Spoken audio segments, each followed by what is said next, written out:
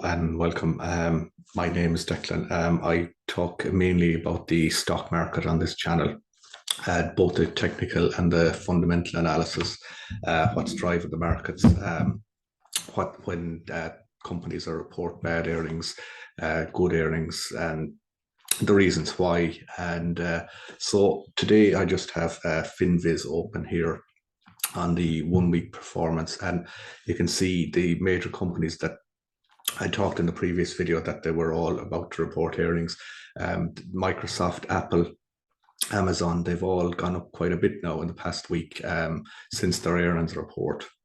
So analysts have said that the past week, the last week of July, was the strongest week for stocks since 2020. So there is renewed optimism out there. And as you can see, the major tech giants, Microsoft, Oracle, all them, they were all up quite a bit. Nvidia, Oracle, and Amazon, Tesla. Tesla got quite a big hike this week now as well. 10.74% is quite a big jump for Tesla. And the real estate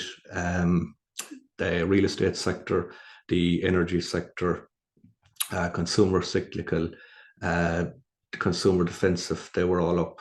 Coca-Cola and Pepsi and all them, they were all up. They weren't up quite as much as the tech giants last week, but they were still up.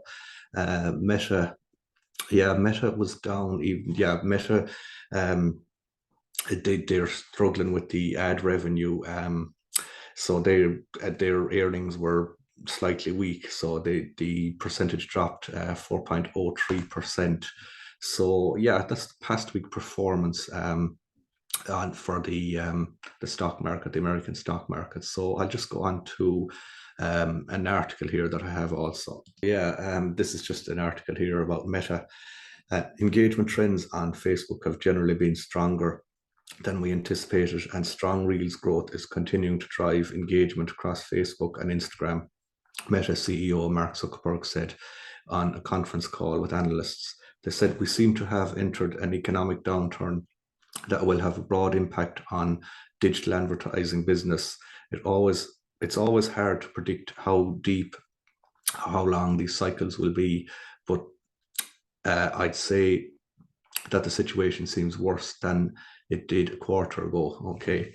And the social media giant is also under pressure after a 50% stock drop this year. Now, 50%, if you had invested in Meta a year ago, say if you had put in €200 into Meta, you'd be down 50% of that. You'd be down €100, down to €100. So that's not good for a company when it loses its stock value, and that affects the overall market sentiment as regards buying shares in that company. Now, it's no reflection on the company, but like it was the same for Apple and the other companies, that there's a lot of problems with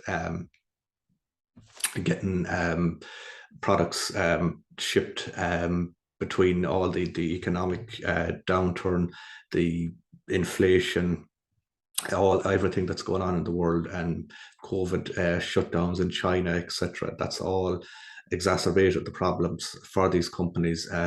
But like, they are very strong companies, and I've no doubt they will weather the storm. And like, even though the earnings were mixed last week, some good, some bad, but overall, as I said, the stock market had its strongest week since 2020. So like that's all positive, and it shows that even though consumers are weary about spending, we all are, because there is price hikes, electricity, petrol, care, insurance, it's all gone up in Ireland as well as America.